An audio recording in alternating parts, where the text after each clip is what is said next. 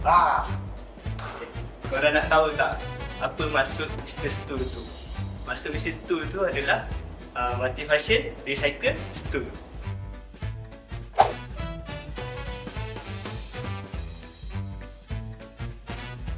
Korang nak tahu tak apa benda yang kita nak buat ni?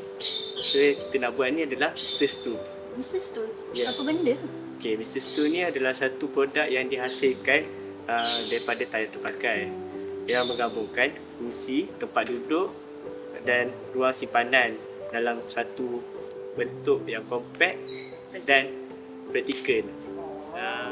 Nampak tak? Weh, ada tayar lah. Okay, sekarang kita borak pasal tayar.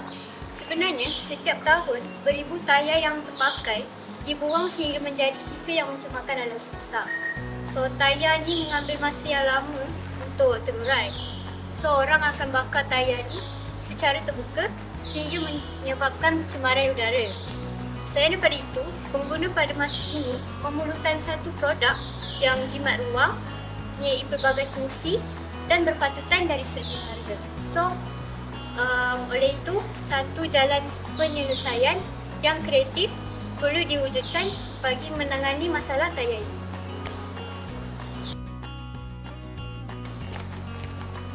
So, sekarang ni kita nak cerita tentang impact Mr. Stool. Impact Mr. Stool yang pertama adalah alam sekitar. So, penghasilan Mr. Stool dapat mengurangkan sisa tayar dan pencemaran akibat pembakaran tayar.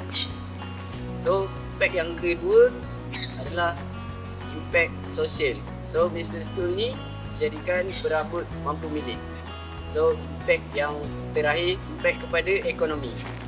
Kos menghasilkan Mr. Stool sangat rendah disebabkan menggunakan sisa tayar yang terpakai. Okay, let's go.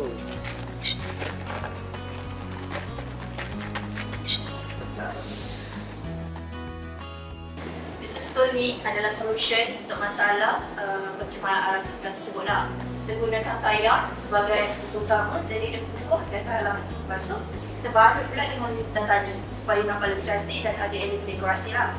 Lepas tu, bahagian atas pula kita letakkan cushion, jadi dia selesa lah bila kita duduk.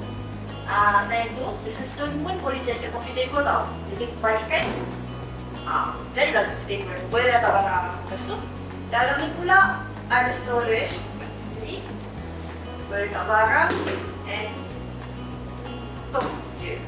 Lepas tu, jadi Mr. Stool ni bukan saja praktikal tapi dia menarik and multifunction lah. Jadi Dari segi potensi pasaran, Mr. Stool sesuai digunakan di pelbagai tempat. Antaranya kafe dan restoran berkonsep santai, pengguna rumah teres atau apartmen, serta pelajar kolej dan universiti. Produk ini juga boleh dipasarkan melalui platform dalam talian seperti TikTok Shop dan Shopee, serta dipromosikan melalui media sosial. Dengan harga yang berpatutan dan konsep mesra alam, kami percaya Mr. Stool mempunyai potensi pasaran yang tinggi.